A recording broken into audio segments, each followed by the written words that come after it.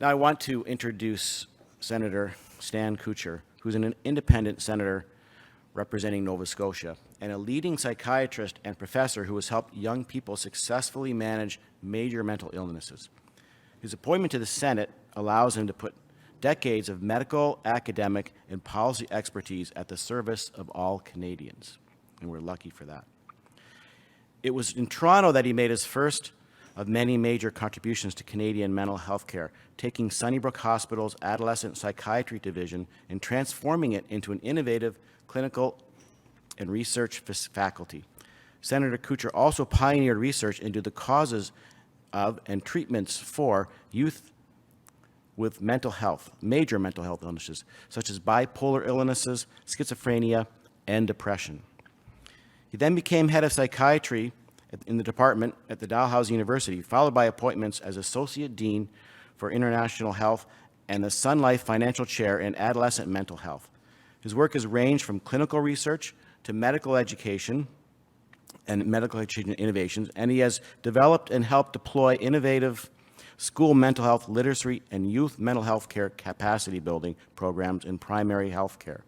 Senator Kutcher has published over 400 articles and authored and co-authored or edited numerous books on various aspects of mental health, including adolescent brain development, psychopharmacology, school mental health, and suicide. He has also shared his training and policy development expertise with people and organizations in over 20 countries. He has worked in Sub-Saharan Africa, China, Latin America, and the Caribbean. In addition to his professional practice, he is involved in his community. He has served on the board of the Art Gallery of Nova Scotia and the board of the Spryfield Boys and Girls Club. He led the development of National Youth Mental Health Framework for Canada and a member of the Child and Youth Advisory Committee of the Mental Health Commission of Canada, which came into being as a direct result of the Senate's groundbreaking 2006 report, Out of the Shadows at Last, Transforming Mental Health, Mental Illness, and Addiction Services in Canada. And I certainly see many parallels between mental health and the challenges that youth see today in their world around them. So it's, I think, a very nice crossover there, and really appreciate all the work you've done, Senator, and we really look forward to hearing from you today.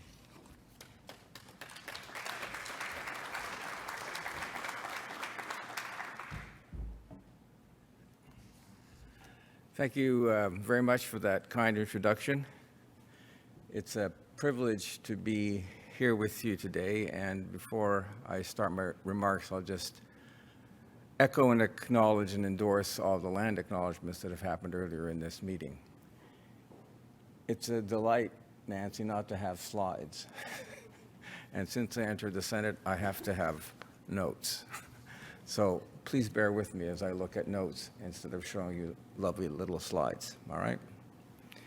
As many of you know, since I have been appointed to the Senate and in my role as a senator, I've been advocating extensively to support activity and the growth of Canada's science ecosystem.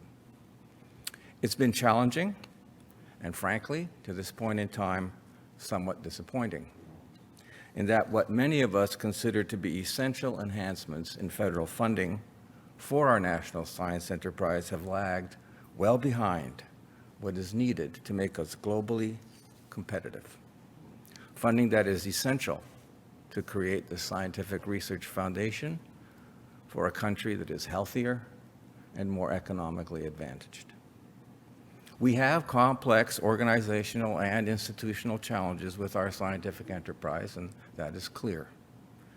There have been two different reports that have brought a lens to bear on these challenges: the Naylor report of 2017 and the Bouchard report released earlier this March, in March of this year.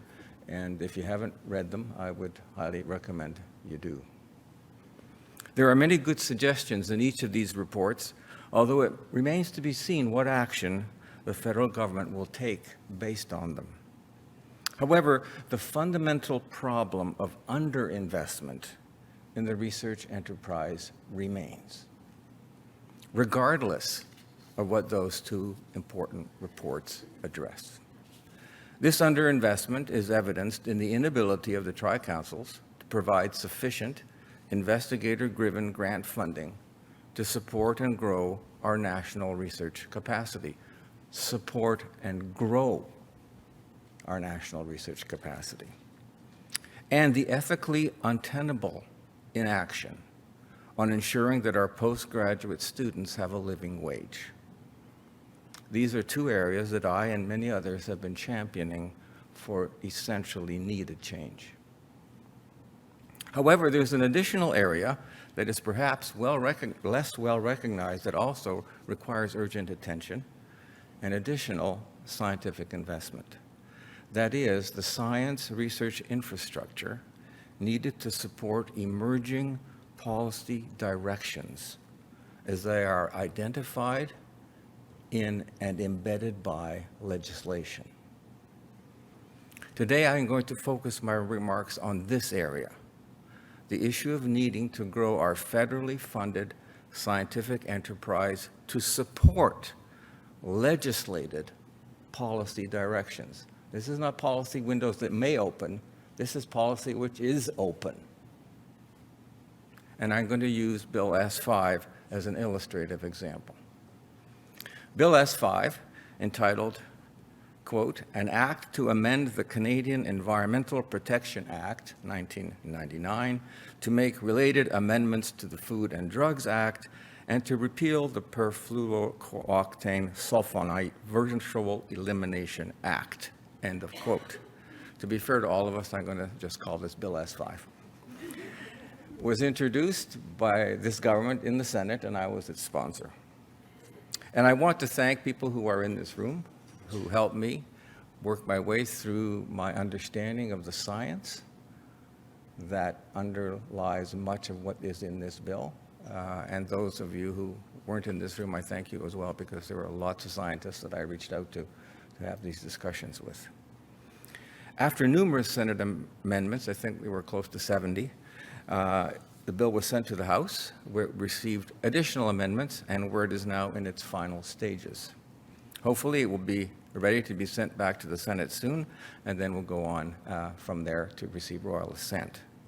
This single piece of legislation, one piece of legislation, will have profound implications for environmental science and will demand the need to enhance Canadian scientific research capacity in support of legislated policy.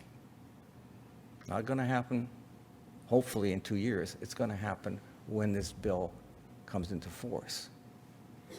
S-5 recognizes a right to a healthy environment as provided under the Canadian Environmental Protection Act.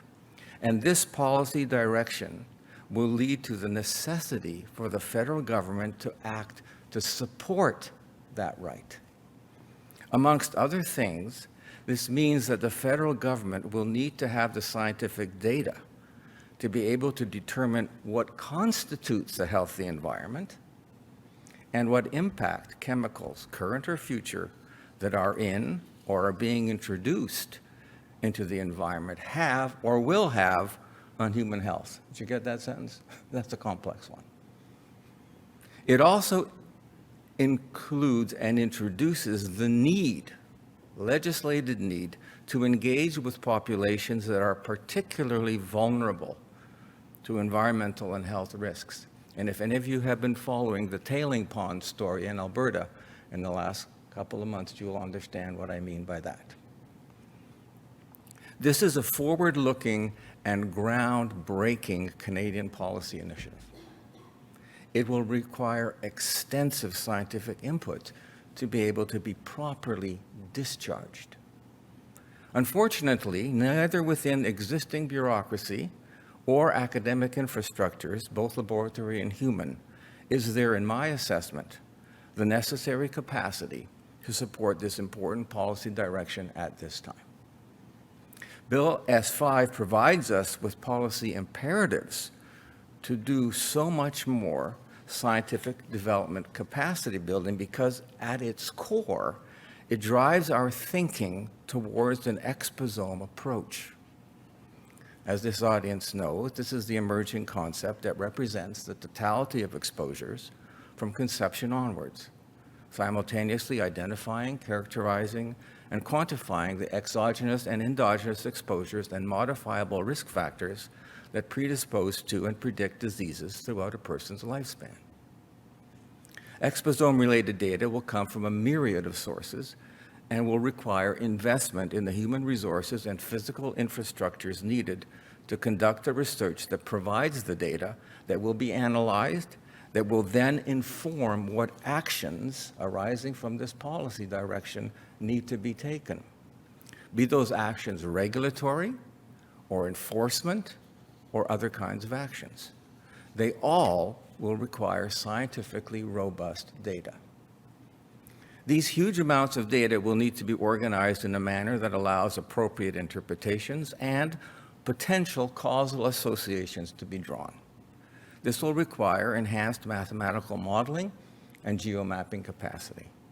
Geomaps are useful for episome research as the location of the sources and exposures is important to know. Spatial statistics could also play a major role in exposome data organization. These complex kinds of data will certainly require additional mathematical approaches, including bioinformatics, computational, and systems biology-based techniques. I will focus on a few areas that I think need to be addressed by the federal government now within this larger framework.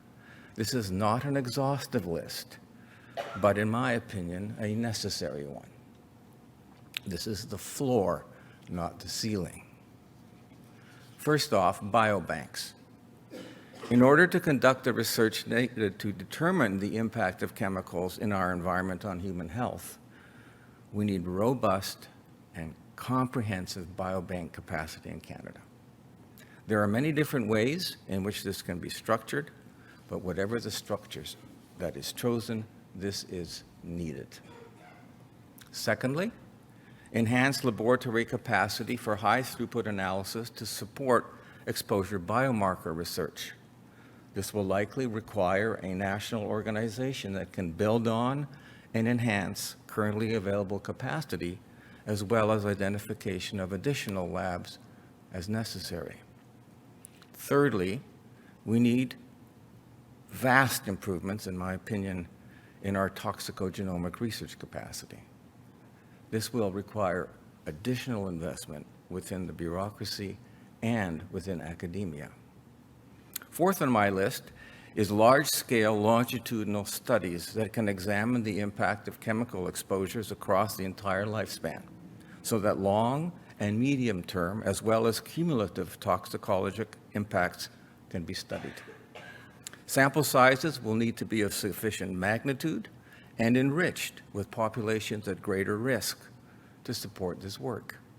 While Canada has some good work on this already going, for example, the CanPath cohort, the Child cohort, and the Cross-Cutting Canoe Initiative, good as these are, in and of themselves, they are inadequate for the exposome-type research that we need to do, driven by what Bill S5 will be demanding.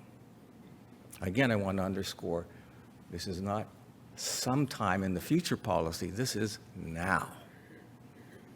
And last but definitely not least, participation in international research initiatives that can lead not only to improving outcomes here in Canada, but globally as well.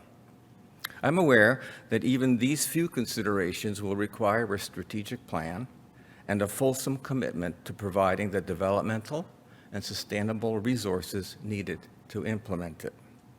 There are a variety of institutional, I want you to think about this, there are numerous types of institutional and organizational structures that may need to be modified or may need to be newly created to bring this necessary scientific enterprise to the point that it can support the policy directions that the modernization of SEPA through S5 has created. All this will require additional but fundamentally essential investment in Canada's scientific enterprise.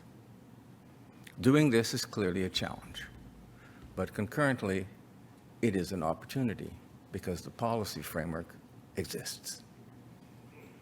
Canada must significantly enhance its environmental and health research capacity and support it if we want to achieve our already policy-driven goals.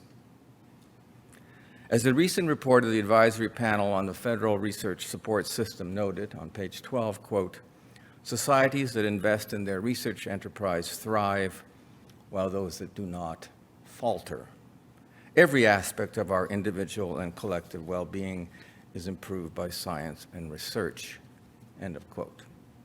All of us, researchers, policymakers, and the public at large, need to take these words to heart and act. And now I'm going to go off the script because what I heard from Nancy twigged some really important things that I would like you to think about. Actually, one really important thing, in addition to what I've already said. How are you going to tackle the disinformation pandemic? Because let me just be clear. Doesn't matter what you create in your scientific world. If we can't deal with the disinformation, we're not going to do what needs to be done. I'm bringing a motion in the Senate next week to have Sochi study the impact of health disinformation on Canadian society. It will be a Senate study that I think will be larger than the mental health study of the Senate. But I have been appalled at how inactive science organizations and medical and health organizations across this entire country have been during this pandemic. And now, while the pandemic still is morphing into an endemic, how silent they have been on the disinformation front. And let me just be clear. If the scientists aren't fighting against disinformation, who will lead the charge? And we know that disinformation has horrible health and environmental impacts, negative impacts. And I have watched this disinformation pandemic, this infodemic, as the WHO calls it, morph from pre-pandemic times, where a lot of the anti-vax groups and the wellness mamas were coming together. I found it in my own area of mental health, creating complete disinformation and misinformation. And I noticed that Russian actors involving themselves in the anti-vax movement before the pandemic. And the growth of mercenary websites telling everybody anything that whatever would deal with whatever illness that you had that obviously couldn't be dealt with any other way, except by purchasing all this material that the disinformation people were marketing. And then watched as Mr. Disinformation in Chief, south of us, took this to heart, and then watched as the GOP became a party without a policy, and incoherent anger took over rational political discourse. But you've got to do something about disinformation. So whatever it is that you come up with in your plans and your ideas, can I please ask you that you do something about the disinformation, all right? With full transparency, Tim Caulfield and I started Science Up First in the early days of the pandemic when I sat down with the federal government and said, what are you doing to counter disinformation? And they said, disinfo what? All right? So please, in your own organizations, in your own academic, in your own bureaucratic institutions, and wherever you're from, can you please rally the scientists to deal with the disinformation infodemic? So I want to thank you for your attention today. I want to thank you for all the work that you are doing to create a healthier and more equitable Canada, not only for today, but for tomorrow. I hope that you are invigorated from these 2 days of discussion and knowledge sharing, and I hope you come up with some really great ideas. And when you do, I want to hear about them, because I'm a policymaker now, but I've been a scientist my whole academic life. So thank you so much for your time and for your work. Appreciate it.